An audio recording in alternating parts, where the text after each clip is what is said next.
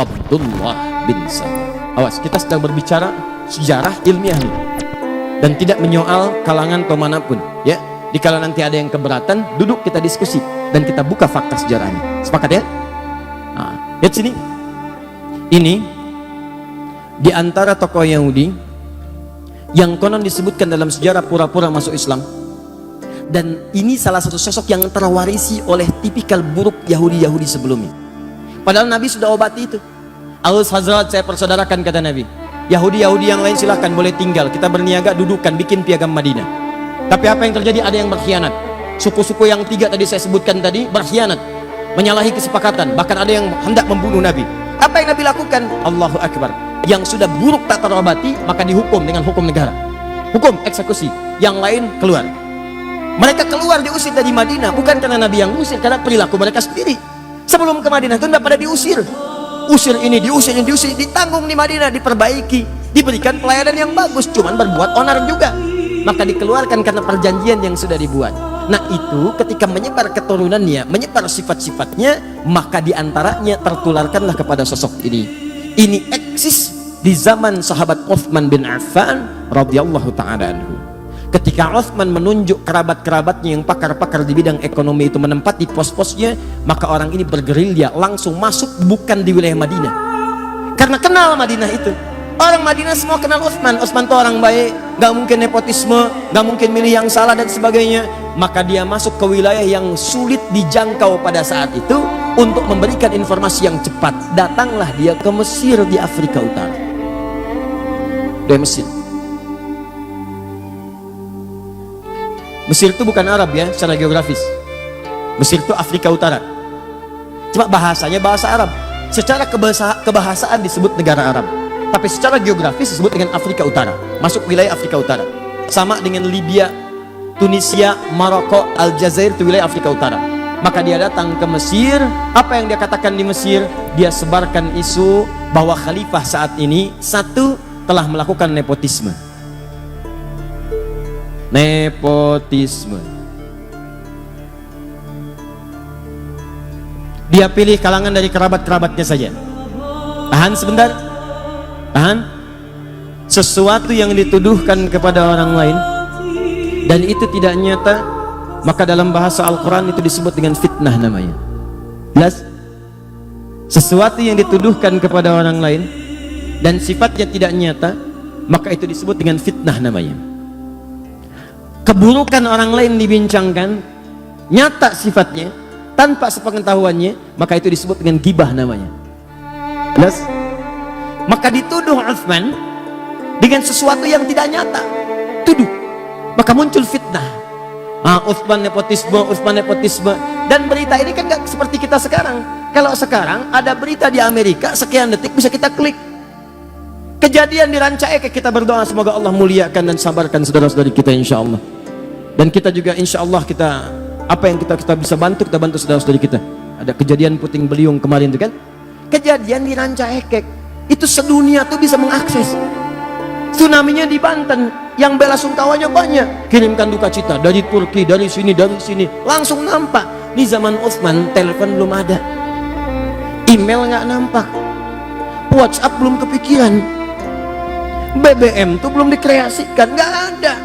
Jangankan zaman Uthman, ya 80 tahun ke belakang, 50 tahun ke belakang, 30 tahun ke belakang, 20 tahun ke belakang, orang haji aja kan belum menemukan pesawat seperti sekarang. Berangkatnya pakai kapal laut. Kalau ada kabar dari Mekah, nyampainya 6 bulan kemudian. Itu baru 20 tahun kemudian. Kalau orang berangkat haji pakai kapal, dilepas, nunggu nggak datang. Udah pada lupa, baru datang 6 bulan setelahnya. Nah, kebayang bagaimana zaman Uthman. Uthman tidak tahu apa yang terjadi di Mesir nih, jaraknya terlampau jauh. Ternyata sudah bergerilya. Gerilyaan itu ke orang-orang yang mudah kemudian diprovokasi, ke kalangan bawah, disebarkan isu. Yang kedua, ini yang mau saya katakan, dan ini nanti nyampe ke kehidupan kita sekarang. Kata Abdullah bin Sabah itu, dia membentuk kelompok-kelompok pengikut-pengikut. Dia katakan, sebetulnya yang paling layak untuk dapat kursi khalifah itu bukan Uthman, tapi Ali. Tahan. Sebetulnya yang paling layak itu bukan Uthman, tapi Ali. Coba lihat, Nabi Isa saja Nabi Isa dikatakan naik ke langit, wafat, akan turun. Apalagi Nabi Muhammad. Nabi Muhammad kan yang paling mulia. Tentu sebelum Nabi Muhammad dibangkitkan sebagai orang pertama, akan mengutus nanti generasi-generasi penerusnya sebagai wakil dari ajaran-ajaran Nabi. Itu yang akan membimbing. Maka dihembuskanlah. Siapa coba menurut Anda yang paling dekat hubungannya dengan Nabi? Maka dilihat, ini kan yang paling pertama masuk Islam dari kalangan pemuda yang paling baik, Ali. Ali itu termasuk keluarga juga, bahkan anak dari pamannya, bahkan menantu Nabi juga, anaknya jenius, pemuda yang paling hebat. Teman-teman sekalian, itu orang daerah, orang kampung yang tidak tahu info.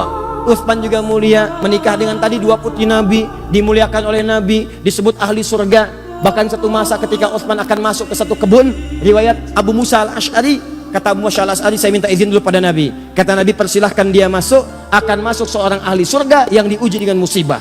Seorang ahli surga diuji dengan musibah. Nah, info-info ini nggak banyak nyampe, masuk ke kalangan bawah, diprovokasi. Yang bagus tuh Ali, yang hebat Ali, dan sebagainya. Padahal dua-duanya mulia. Maka orang-orang awam ini mudah kemudian disulut, masuk ke kelompok Abdullah bin Sabah, maka dikenal dengan pengikut Sabah, namanya Sabaiyah.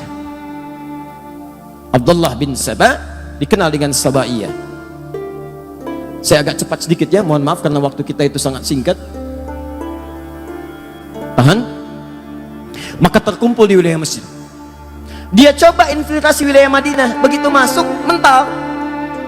Jadi karena orang tahu Utsman tinggal di Madinah, tahu kebiasaan Utsman, jadi begitu akan menyoal Utsman, sebetulnya Utsman begini ya, jangan bicara tentang Utsman. Utsman lebih baik dari apa yang Anda katakan.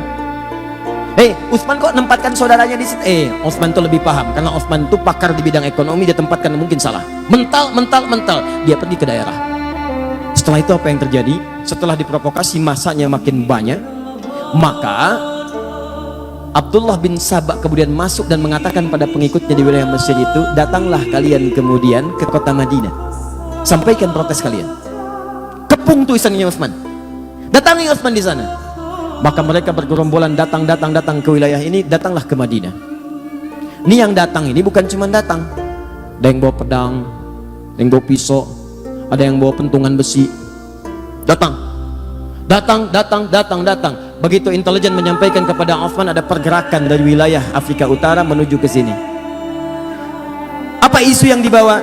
Mereka ingin minta penjelasan kepada Khalifah Utsman bin Affan. Kenapa mengangkat saudaranya begini. Apakah benar Ali paling utama dan sebagainya. Maka Utsman karena disebutkan kemudian Ali, nepotisme dan sebagainya, Utsman perintahkan Ali, kamu kasih penjelasan. Apa kata Ali? Saya katakan dari awal, ingat kata-kata saya? Bukankah di antara yang paling jenius di antaranya Ali bin Abi Thalib? Ali mengatakan kepada Utsman kurang lebih bahasanya, ya Khalifah, akan lebih baik kalau Anda langsung yang menemui rakyat menjelaskan. Kalau saya jelaskan bisa, tapi tingkat kepuasannya berbeda. Kalau orang datang ke istana, ke pusat kekuasaan, maka Ali menyampaikan satu pendapat yang sangat brilian, dan ini warisan dari Nabi SAW. Akan lebih baik kalau pemimpinnya langsung yang menemui, karena itu akan memberikan kepuasan tersendiri kepada rakyatnya. Utsman ketika mendengar usulan itu, bagus usulannya, baik saya akan temui. Demikianlah kalau di lingkaran sekitaran pemimpin ada orang-orang yang mengusulkan kebaikan, maka pemimpinnya akan ikutan baik. Beda kalau di sekitarannya ada orang-orang yang tidak baik. Orang dah datang berbondong-bondong, ini pergi. Ini jadi masalah. Saya sedang berbicara tentang hal yang lain ya. Jangan pikirkan yang tidak-tidak. Ya, saya bicara tentang Ali, bukan Zainuddin. Ini contoh-contoh, bukan saya nggak nyolong yang lain-lain. Hati-hati. Ingat ya, catat kata-kata saya.